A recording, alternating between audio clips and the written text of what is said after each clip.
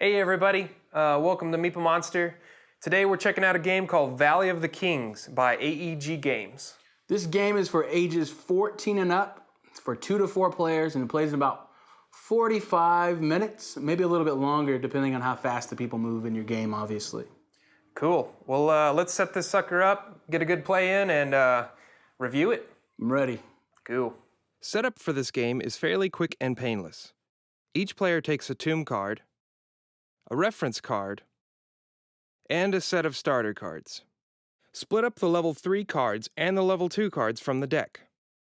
Shuffle those two decks separately. Now set the two decks face down near the center of the table with the level 3 deck on the bottom. This will make your stockpile. Now to make the pyramid. Draw 6 cards and place them face up like so. Next to the stockpile is the boneyard. Start this by placing 1 card from the stockpile face up. In Valley of the Kings, each player is an Egyptian noble, striving to fill your tomb with the most valuable artifacts before the game ends. This game is classified as a light deck builder. It plays a little differently than traditional deck builders. Let's show you how it's played. For starters, let's look at the layout of the artifact cards.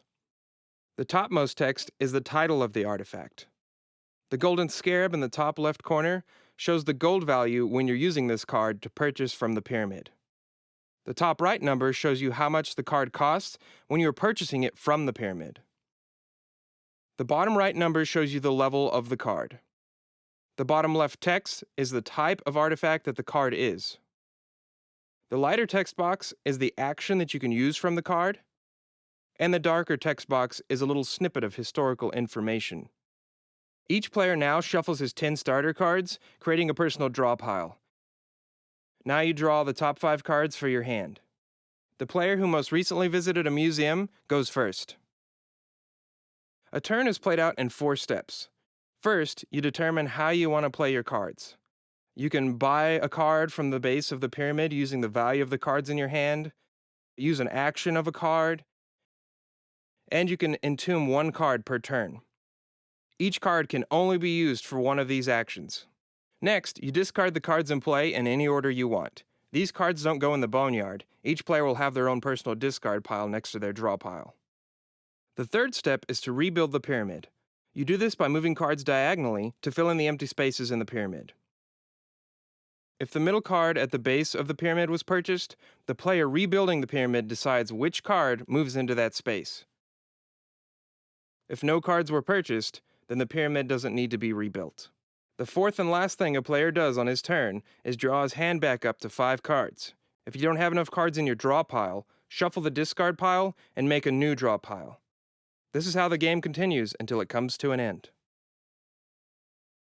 The game comes to an end when there are no cards left in the stock, no cards are left in the pyramid, and all players have taken the same number of turns. Players now total up the victory points that they were able to entomb to see who has won the game. Each starter card is worth 1 victory point, and unique artifacts have their victory points specified on their card. Sets of artifacts are scored by how many cards in that set you were able to entomb. Use the scoring chart in the rulebook to see what your set is worth. All right, folks, that time for the crap reviews.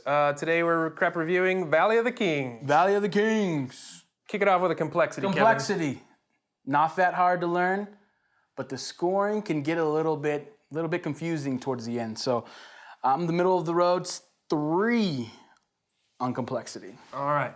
I agree with Kevin. Scoring was a little bit confusing, but once you got past that, it was pretty easy. So I'm going to go ahead and say 2. Replayability. This is a middle of the road game as far as whether or not I would be using it as an introductory game toward with friends that don't play a lot of games. I can still play it with you, who we play a lot of different types of games, so it's still fun for us, and it's really great for people who've never played games before. So I'm going to go a solid 4 on replayability. Cool. Replayability for me, I couldn't play the game back-to-back many times. After about 2 times, I got kind of tired of it, but I think that I could play it a couple times a year, maybe, 2 or 3 times a year. So I'm going to go ahead and say... 2 or 3 times a year? What? That's not very many at all. You're going to give it a 3.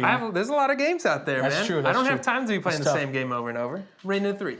And I think that The replayability and the fact that it's so small, but it does take 45 minutes, so that kind of hurts the replayability a little bit. So I understand. And it depends on how fast of a player you have. That's true. That's at the table. So. Yeah, definitely. Yeah. Awesomeness. I really enjoy the game. I'm gonna give it a 5. It's probably one of my favorite deck building games, and it's a light deck builder, but it's still probably one of my favorite. DC deck builder, the theme's kind of really confusing sometimes. It really doesn't mesh together well.